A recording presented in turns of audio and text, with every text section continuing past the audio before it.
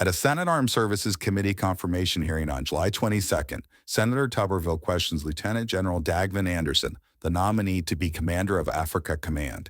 He asks the general about the importance of the continent to the United States. Why do we need to have presence in Africa? What is your thoughts? So Africa is key to any strategy. It sits on strategic terrain, just the waterways that it forms between the Straits of Gibraltar all the way down through the Suez Canal and the Red Sea. It is critical minerals and resources that are on the continent that we need for the future economy.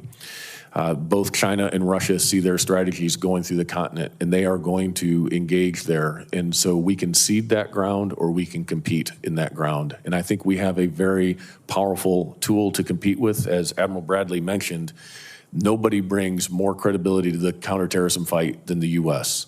As a matter of fact, when we rescued that hostage in Niger, the next morning was an influential blogger that posted, "The Americans came like the lion in the night. They killed their enemies and rescued their own." No other nation on earth could do that. And that is a powerful symbol across the continent and around the world of what our military and what the United States is capable of. And I do think that some level of engagement in Africa does matter. I'd agree it's an economy of force, but a small investment goes a long way so that we don't have strategic surprise that then distracts the United States from focusing on the rising threats in the Pacific and other areas. Thank you. Thanks, Mr. Chairman. Thank you, Senator Tuberville, and well said, General Anderson. Senator Sheehy. Thank you, Chairman. General, I want to thank you for what you just said there, because we've been hearing a lot today about how pulling back investment in certain programs in Africa is going to end the world and cede the entire dominance of China.